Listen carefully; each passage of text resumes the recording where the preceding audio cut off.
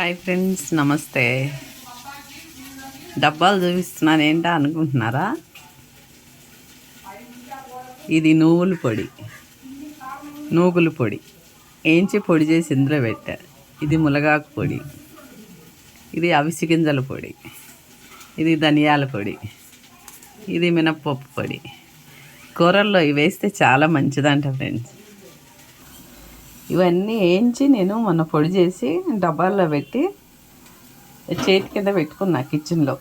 ఎందుకంటే ఏ కర్రీ చేసినా కానీ ఇవన్నీ ఒక్కొక్క స్పూన్ వేసామనుకోండి కావాల్సినవి అన్నీ అందుతాయి.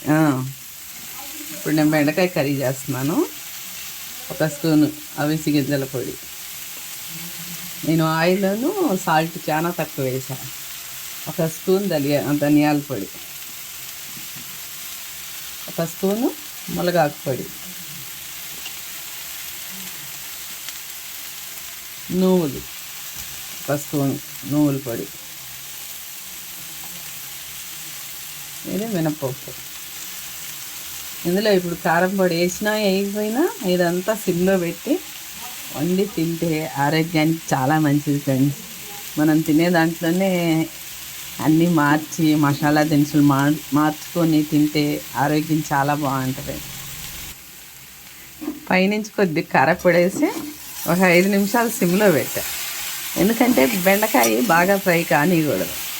చూడండి ఎంత బాగుందో. అంత డ్రైగా ఉంది కానీ చాలా టేస్ట్ బాగుంది. నేను ఒక వారం రోజులు అయింది చేసి ఇట్లా పొడి చేసి పెట్టి. ఆ పొడి చేసినది కూడా వీడియో ఉంది, నేను పెడతాను. ఇది చాలా బాగుంటుంది ఫ్రెండ్స్. ఇట్లా ఆరోగ్యం బాగుంటుంది. ఇవాళ రేపు అందరికీ అన్ని ప్రాబ్లాలు వస్తున్నాయి. ఈ కూరల్లోనే మసాలాలు మనం మార్చి వేసి తింటే ఆరోగ్యాలు చాలా బాగుంటాయి.